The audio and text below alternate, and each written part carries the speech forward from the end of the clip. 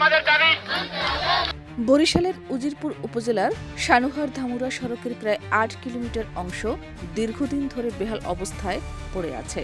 ভাঙাচোরা সড়ক, বড় বড় খানাখন্দ ও কাদাপানিতে সড়কটির এমন অবস্থা হয়েছে যে যানবাহন তো দূরের কথা, পথচারীদের চলাচলও দুর্বিষহ হয়ে উঠেছে। এতে ৫ ইউনিয়নের কয়েক হাজার মানুষ চরম দুর্ভোগে পড়েছেন। স্থানীয়রা জানান, সামান্য বৃষ্টিতেই সড়কের গর্তগুলো পানিতে তলিয়ে যায়। জরুরি প্রয়োজনে হাসপাতাল, বাজার, ব্যাংক কিংবা থানায় যেতে চরম ভোগান্তি পোহাতে হয়। সবচেয়ে বেশি সমস্যায় পড়ছেন শিক্ষার্থী, শ্রমজীবী ও দিনমজুররা। অনেক সময় কাদাপানিতে পড়ে দুর্ঘটনারও শিকার হচ্ছেন তারা। এমনকি মাঝে মধ্যে মারাত্মকভাবে ট্রাক বা যে কোনো যানবাহন উল্টে রাস্তার পাশে খালে পড়ে যায়। এই রাস্তাটা ঠিক হোক, আমরা এই রাস্তা থেকে চলাচল করতে পারছি না। আমরা স্টুডেন্ট, সাধারণ জনগণ এই রাস্তা থেকে কেউ চলাচল করতে পারছে না। সানুয়ার থেকে দ্বিমুখী পর্যন্ত এই রাস্তাটা এমন পরিমাণে ভাঙা, কেউ এখান থেকে চলাচল করতে পারছে না। আমরা এখানে 1 ঘন্টার জন্য অবরোধ করতেছি, কিন্তু এখানে এর মধ্যে অনেক মানুষ দাঁড়িয়ে রয়েছে।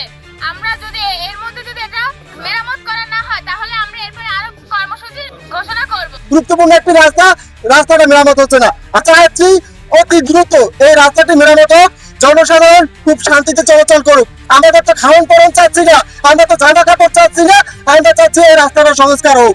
স্থানীয় সূত্র ও উপজেলা প্রকৌশল অধিদপ্তর জানায়, সানুহার-সাতলা সড়কের উন্নয়ন কাজের জন্য গত অর্থ বছরে 3টি প্যাকেজে টেন্ডার আহ্বান করা হয়। এর মধ্যে 2টি প্যাকেজের আওতায় প্রায় 16 কিলোমিটার সড়কের কাজ পায় ইপ্তি ইটিসিএল নামে একটি ঠিকাদারি প্রতিষ্ঠান। তবে নির্ধারিত সময় কাজ শুরু না করায় সড়কের পরিস্থিতি আরও খারাপ হয়েছে। উপজেলা নির্বাহী কর্মকর্তা মোহাম্মদ আলী সুজা বলেন, সড়কটি নিয়ে আইনশৃঙ্খলা কমিটির সভায় আলোচনা হয়েছে। দ্রুত সংস্কার কাজ শুরুর জন্য প্রয়োজনীয় উদ্যোগ নেওয়া হচ্ছে। আমাদের উপজেলা প্রকৌশলী সহ আমরা স্থানীয় রাজনীতিতে আছেন, রাস্তাটি পরিদর্শন করেছি।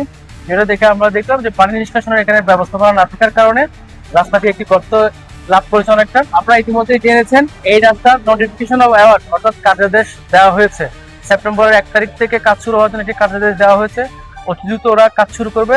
কিছুক্ষণ আগে আমরা এখানে আসার আগে আমাদের উপজেলা প্রকৌশলী মহোদয় উনি ফোন দিয়েছে ঠিকাদারকে, তারা আশ্বাস দিয়েছে যে সেপ্টেম্বরের প্রথম সপ্তাহ থেকে এই কাজ শুরু করবে।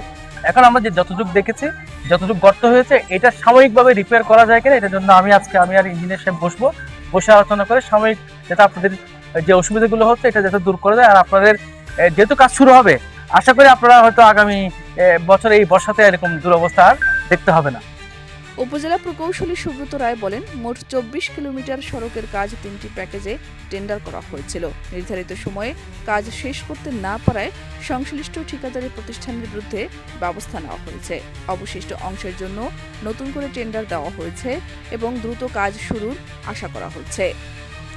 স্থানীয়দের দাবি, দ্রুত সংস্কার না হলে গুরুত্বপূর্ণ এই সড়কটি আরও বড় দুর্ভোগের কারণ হয়ে দাঁড়াবে। শাহনাজ পারভীন, দেশ রূপান্তর।